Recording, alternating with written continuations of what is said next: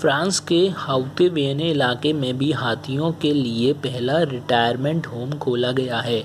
यहाँ उन हाथियों के रहने की व्यवस्था होगी जो लंबे समय से चिड़ियाघर में थे और सर्कस में काम कर रहे थे। फ्रांस में लावारिस हाथियों की संख्या अधिक मानी जाती है। 52 साल का एक वयस्क हाथी इस रिटायरमेंट होम में आने वाला पहला सदस्य है। मणिपुर में जिरीबाम से इम्फाल के बीच 111 किलोमीटर लंबा दुनिया का सबसे ऊंचा रेलवे पुल बनाया जा रहा है।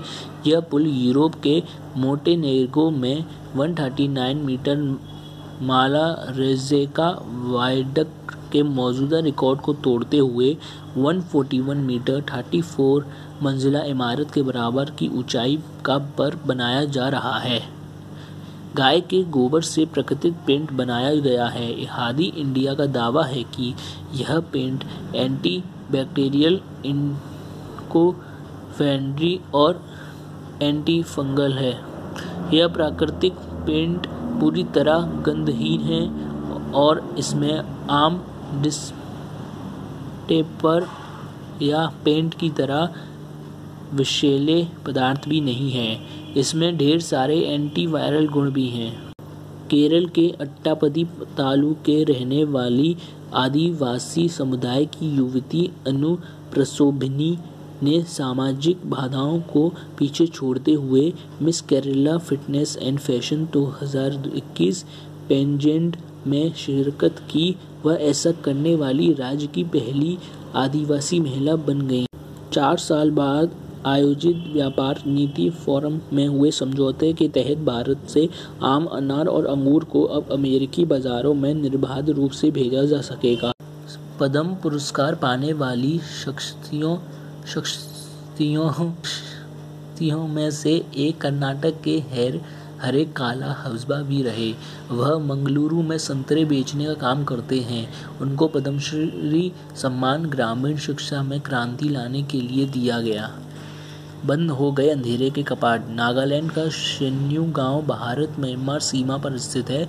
44 साल पहले बसे इस गांव में बिजली की कोई सुविधा नहीं थी, लेकिन एक सरकारी शिक्षक के सोशल मीडिया पोस्ट ने गांव को एक नई उम्मीद दी। गुजरात के उद्यमी संजय राय शेरप्रिया ने उत्तर प्रदेश में गरीब परिवारों और उनके रिश्तेदारों के अंतिम संस्कार के लिए मुफ्त लकड़ी उपलब्ध कराने का बीड़ा उठाया। उन्होंने जलाऊ लकड़ी बैंक की स्थापना की।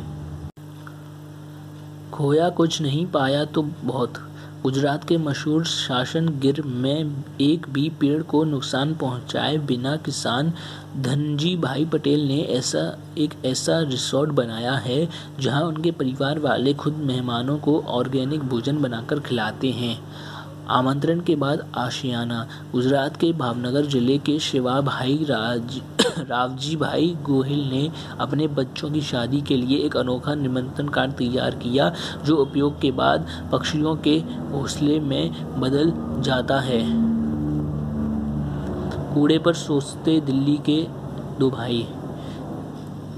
के दो सगे भाइयों वेहान और नव अग्रवाल को अंतर्राष्ट्रीय चिल्ड्रन पीस पुरस्कार दिया गया। उन्हें यह पुरस्कार अपने घर में कूड़ा और प्रदूषण घटाने और पेड़ लगाने संबंधी परियोजना शुरू करने के लिए दिया गया।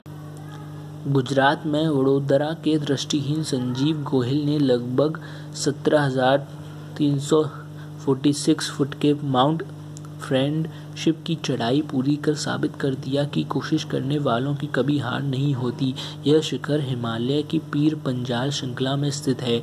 गोहिल डाक विभाग में पोस्टल असिस्टेंट की पद पर काम करते हैं। अवैध तरीके से मछली पकड़ने पर रोक कैसे लगे, इसको लेकर दुनिया के सभी देश चिंतित हैं, लेकिन एक इतालवी नागरिक ने इस समस्या का हल ढूंढ निकाला। उसने संगमरमर की 39 विशाल प्रतिमाएं भूमध्य सागर में गिरा दी। इससे मछलियों के मछुआरों के जाल में फंसने का खतरा कम हो गया। स्विट्जरलैंड का बेसल संसार का पहला ऐसा शहर बन गया जहां छतों पर पौधे लगाना अनिवार्य कर दिया गया है। इसके चलते वहां 10 लाख वर्ग मीटर इलाके को हरा भरा बनाने में मदद मिली है। रसायनों के अनियंत्रित इस्तेमाल के खिलाफ एक बड़ी मुहिम छेड़ते हुए अमेरिकी द्वीप हवाई दुनिया का पहला ऐसा राज्य बन गया जिसने मूंगे की चट्टानों को नुकसान पहुंचाने वाले हानिकारक रसायनों से बनी सनस्क्रीन पर प्रतिबंध लगा दिया। अफ्रीकी देशों सहित दुनिया भर में बच्चों की इस बीमारी और मृत्यु का पर्याय बन चुके मलेरिया से जल्द ही निजात मिलने की उम्मीद है। मलेरिया की वैक्सीन को मंजूरी दे दी गई है। इससे भारत सहित उन देशों को भी लाभ होगा जहां मलेरिया के रोगियों की संख्या अधिक है। युगांडा और वेल्स दोनों अलग अलग संस्कृतियों के केंद्र हैं, लेकिन पर्यावरण को बचाने के लिए दोनों के साझा कदम की सराहना पूरी दुनिया में हो रही है। वेल्स में जब कोई बच्चा जन्म लेता है तो युगांडा और वेल्स दोनों जगह एक एक पौधा लगाया जाता है। अभी तक ऐसे 5 लाख पौधे लगाए जा चुके हैं। ओजोन पर अब पूर्ण विराम।